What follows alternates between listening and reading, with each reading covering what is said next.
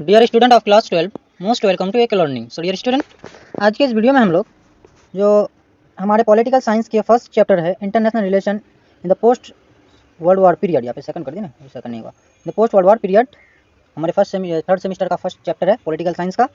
इसका मैं कुछ जो एनसीईआरटी का जो लाइन्स है वो मैं मेंशन किया था पहले वीडियो में।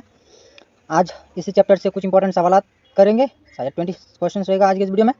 नेक्स्ट वीडियो में हम लोग 20 to 45 मैक्सिमम कर लेंगे, है ना। उसके बाद इस चैप्टर का आप लोग जो बुक्स है आप लोग के पास, उस बुक्स के आखिर में दिया हुआ रहेगा कुछ एमसीक्यू, जो सबको अच्छे से कर लेना।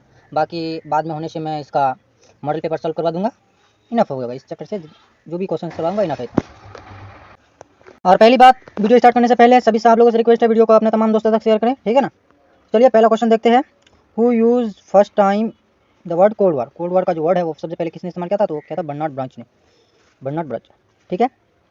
कहीं पे अगर बर्नार्ड ब्रांच नहीं ट्रूमैन लिखा हुआ रहे तो भी वो भी चलेगा, लेकिन बर्नार्ड ब्रांच असल में है वो, ठीक है। Who call the cold war is a diplomatic war. Cold war जो है एक डिप्लोमेटिक वार है, ये किसने कहा, तो ये कहा था वाल्टर लिपमैन ने, ठीक है। Next question, what is the name of Louis Elbow.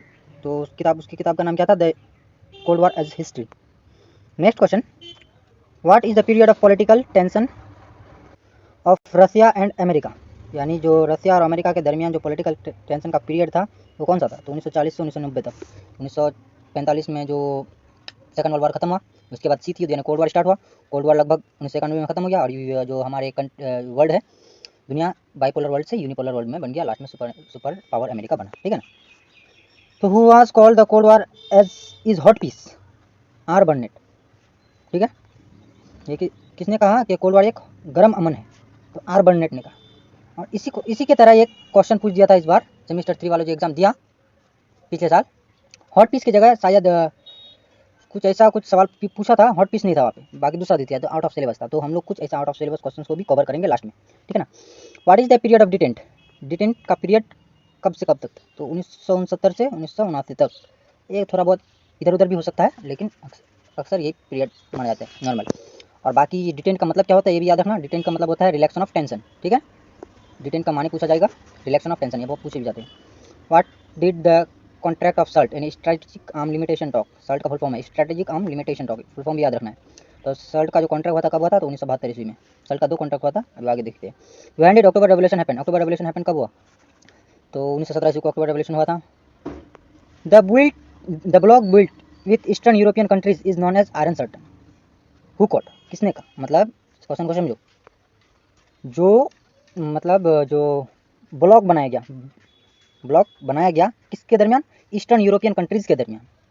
तो ईस्टर्न यूरोपियन कंट्रीज़ के दरमियान जो ब्लॉक बनाया गया उसका नाम आयरन सर्टन रखा। वो आयरन सर्टन किसने रखा है, किसने कहा आयरन सर्टन उस ब्लॉक को, तो उसको कहा था विंस्टन चर्चिल, जो प्राइम मिनिस्टर है इंग्लैंड का, विंस्टन चर्चिल ने कहा था। तो क्वेश्चन ऐसे भी पूछ सकता है आयरन सर्टन वर्ड किसने इस्तेमाल किया, तो विंस्टन चर्चिल ने। अब क्वेश्चन ऐसे भी पूछ सकता है कि जो ईस्टर्न यूरोपियन कंट्रीज़ के दरमियान एक ब्लॉक बनाया गया था उस ब्लॉक का नाम क्या है, तो आप लोग बोल सकते हैं आयरन सर्टन, ठीक है ना। क्वेश्चन किसी भी तरह से पूछे, इसलिए मैं थोड़ा इसको एक्सपेंड करके क्वेश्चन पूछा हूँ ताकि आप लोग क्वेश्चन से क्वेश्चन निकले। अब ये से क्वेश्चन निकलता है ना कि ईस्टर्न यूरोपियन कंट्रीज़ को जो ब्लॉक बनाया गया था उस ब्लॉक का नाम क्या है, आयरन सर्टन। और आयरन सर्टन नाम किसने रखा था, विंस्टन चर्चिल ने, ठीक, समझ गया तक।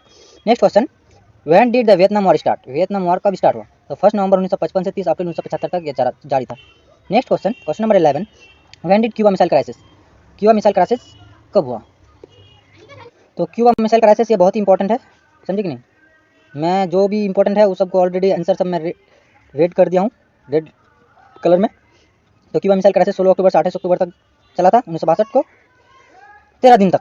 ये इंपॉर्टेंट है, क्यूबा मिसाइल क्राइसिस ऐसे भी पूछ सकता है क्वेश्चन कि क्यूबा मिसाइल क्राइसिस कितने दिनों तक चला, तो 13 डेज याद रखना, ठीक है ना। और डेट याद रखना है, तो 16 October to 28 October 1962।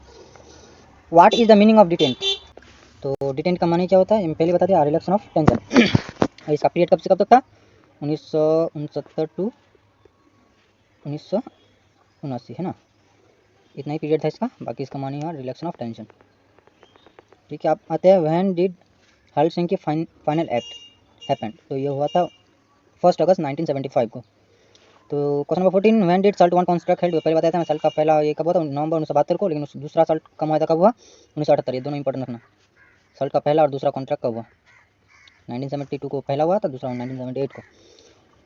Question number 16, what is the period of new cold war.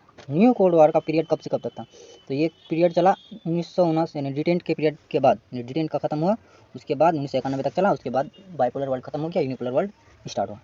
1979 to 1991। When did USSR attack Afghanistan? Soviet संघ का अफगानिस्तान पर अटैक किया तो 1979 को। When did the Berlin wall fall? ये मोस्ट इंपॉर्टेंट है कि नहीं, ये आप लोग याद रखना, ये क्वेश्चन बहुत ही ज़्यादा इंपॉर्टेंट है। बर्लिन वॉल कब गिरा? तो नवंबर 1989 को।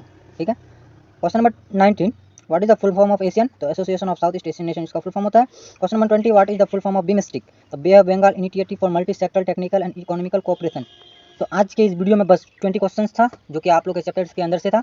बुक्स का क्वेश्चन सब ये सब मतलब बुक्स के चैप्टर्स के अंदर से है, और बुक्स के जो चैप्टर है उसके बाद भी बहुत सारे क्वेश्चन दिया हुआ रहता है किताब में, वो सबको एक बार देख लेना। बाकी नेक्स्ट पार्ट में भी बहुत जल्दी लेके आता हूँ, उसमें भी रहेगा। जितना क्वेश्चन करवा दूंगा इस चैप्टर से इनफ है उतना, और बाकी बाहर से भी कुछ कर लेंगे, मॉडल पेपर्स भी देख लेंगे इसका। ठीक है ना। तो तब तक ये सबको अच्छे से नोट करके याद कीजिए, सभी क्वेश्चन इंपॉर्टेंट है, किसी को भी स्किप नहीं करना है ना, पार्ट 2 भी बहुत जल्द आ जाएगा। ठीक है, तब मिलते हैं अगले वीडियो में, तब तक के लिए बाय।